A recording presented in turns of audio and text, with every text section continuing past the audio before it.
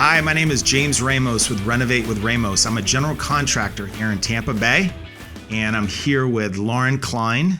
Yes, hello. She's an interior designer. She hails from Brazil by way of LA, and she's in, luckily she's in Tampa Bay right now, so she's been helping us it's my pleasure. Quite a while, really. Yeah. For several projects that we're doing for the Tampa Bay clients of ours, and we're excited to have you. Thank you so much. The topic that I'd like you, absolutely. The topic I wanted to talk about is because there's more folks outside of Tampa that are listening and watching, but how do you find an interior designer? Well, you have to do your research, right? If you don't have the word of the mouth, basically, is actually it helps a lot with us, because you build a reputation, and the clients will usually recommend you to somebody else. So that's really the best research and best recommendation. But if you don't have anybody like that, then you do have to go on your Google, research. You have to ask a lot of questions to this interior designer. You have to ask how long they've been in the business. Right. You want to see what credentials they have. You want to see what style they tend to design, even though, a good, in my opinion, a good designer actually is versatile about that. Mm-hmm. They don't do only one specific design. They don't impose their design style. It's more of what the client really wants. But anyways, you have to identify with that designer. Yep. You have to look for recommendations of jobs that they have done. It's always a good way to determine that is always asking if you can go see their job, the job site, something that's still in construction, something that has been done. If the other client allows it, it's always good. You definitely want to look for their portfolio. That would be, I think those would be the main things that I think you have to, do your research about and really see the reputation overall. It's important. There's a reason why we all do what we do, and we love it, and you carry through. If you're a good professional, you always have the good energy around you and the good word, basically, so that's so there really are there differences between a decorator and a designer? Yes, there are differences that I feel like people are not quite aware. Interior designer is, you go for school, it's basically interior architecture, right? So you can move walls, you're doing electrical, plumbing, detailing plans, things that are a little bit more technical than the decorator itself. But in the decorator is the person, and mind you, going back a little bit, the interior designer can do that plus furnishings, right? So we can do the technical part of it for construction, which is very important to you, so you can build accordingly. But we can also do the furnishings, which is, all the furniture pieces, the rugs, the accessories, all those things that finish the big picture for the client. The decorator, they only do the furnishing and the decor.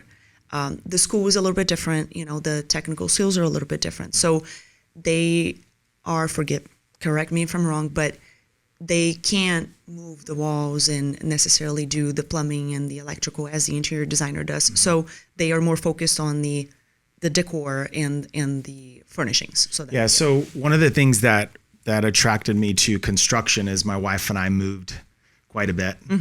I wrote a book, and I think in the book I moved what I said, which is reality. At the time, which was 3 years ago, I think we moved like 18 times in 20 years. Oh, wow, that was a lot. So we got experience with meeting with different, professionals in each city that we were in. And the reason why I got into this business was not just because I grew up in this business. My father was a general contractor, and all my brothers are in construction, but I really fell in love with, this whole process. And because I'm more of an analytical guy, it was so dysfunctional. So one of the things that I want to recommend is that you need to understand the scope of the project first as the consumer. So what Lauren was mentioning is there's a decorator, there's a designer, there's an architect, right? There's a builder, there's engineers, and there's, to make things even more complicated, there's design builders, which is what we do. So it doesn't mean that we employ designers or employ architects. We just have adopted a design build philosophy, meaning, you need to get those professionals in the meeting early so we can work together. So as you're doing the design, we're doing the costing, Exactly. And we're looking at the functionality, whereas you're looking at the, the jewelry of the home and the layout and things of that nature. Absolutely. So opening up a wall is not just as easy as you drawing a pretty, open room, but it could entail the builder saying, oh, wow, we need to brace and then you always find things, especially with yeah. older homes, there's always surprises that Right. inside the walls. Sometimes you open and you see, oh my God, there's a column over here that no plan showed because they're older plans, things like that. So you have to assess Right. those issues as you go as well. So very important that you do all of that study before even starting the construction. And obviously for you guys, it's probably easier to just get the bids accurately as well. Yeah, and I think most people actually look at, rather than understanding the scope and then asking, my advice would be ask the consumer should ask the professionals questions around that scope. Yes. Not necessarily focus more on the design aspect. So I want something transitional, so show me everything you've done transitional. And if you don't have anything that I like, then you're not for me. Right. So it's more about, I don't know if that's making sense, but it's more about, understand the scope. So if you're, buying a house, and a lot of times the home is not how you want it when you get it. So you need to do a little bit of this and that. And it's very difficult because you don't know where to start. You have a realtor typically, and the realtor's giving you advice, and then now you're calling your friends and family and checking on Facebook and asking questions and things. But one of the places that I like to go to is Houzz. It's Houzz. It's a good resource. And then just, doing a typical Google search, interior designers, decorators, architects, builders. But I think the number one thing you need to do is understand your scope. So if you're buying a home that no walls need to be moved and you're just doing an interior renovation, find somebody that not necessarily that can do it all, but that has experience with working with vendors that can actually pull it all together. So you're not sort of the champion and hiring, multiple people in a pre-construction. Yeah, you just, like you said, you can't select a professional Right. just based on their style. Sometimes, like I said before, they are more versatile. They can do everything. They happen to have more of that style because that has been more of their clients. But if they can think through the entire process and just take care of you, those are the questions. And definitely, you're absolutely correct on that. You just have to ask more questions than just the design style itself. You have to ask. To me, it's very important, again, emphasizing it, the years of experience tells you a lot. The process, looking at the process of the interior designer and the builder also tells you a lot. The organization skills, if you have from point A to point Z, what's the process, what are the steps? And that tells you a lot that professional has been through some things. And there's a reason why they established a process like that, So that tells you that they have experience and they know how to deal with problems that may come up on your job. So those are things to pay attention to as well. It's the process that is very important. Right. The process and the people. And the people, yes. That they have. So, you can work with a designer or an interior decorator or an architect, and they're fantastic, but they don't really have an avenue to give your plans or the final product in the pre-construction and design phase to get it executed. Right. Which is a problem too. Which is a problem, yeah. Because you definitely don't want to run 90 to 120 days doing a design and then not have anybody that's actually looking at it from the execution side. Absolutely. So that's you also really don't want to important. have the construction starting and then deciding what you're going to do next, because you're going to have a lot of delays and a lot of money wasted. Yeah. So that's also something to think about as you go through the processes, as you interview the designers and everything. You just have to keep that in the back of your mind. Yeah, and one thing that I want to leave with is that just as every profession, whether it's a design professional, which I call, they could be a number of different roles or different educational backgrounds. But just because, somebody's an interior designer or they say they're a decorator, it means that they have the ability to take you from A all the way to Z. So they come in all different sizes and fashions, different and, skills, skill different sets. background. Yeah. So what's important is when you're looking for an interior designer or a decorator or an architect is that you want to understand your scope, like I mentioned. Exactly. You want to obviously lean and make sure that they have the ability to take you to the style that you want.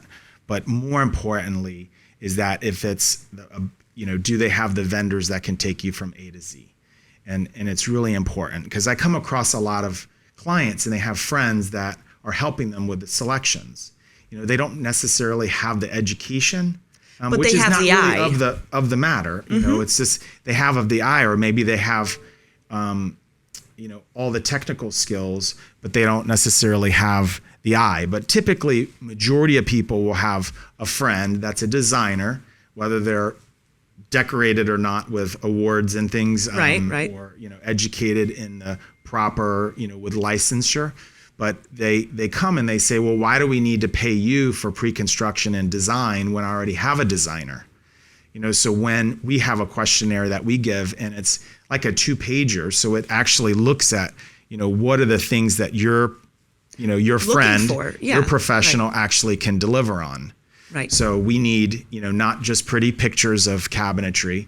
We need to understand, exactly a shop drawing of the layout and things. So if that person can provide those pretty pictures, then great. we need to, supplement it with actual drawings and, shop drawings that we can actually get the cabinetry and the kitchen or whatever we're doing, vanities priced and spec'd. A lot of times, the folks that have designers, they'll say, hey, they have a great eye and these are, what we want this room to look like. Well, there's a lot of pieces pre-construction wise, design wise, that we need to, supplement and make sure that it can be done at the budget that, that they have, that right. they're asking Right. of us Right. to do.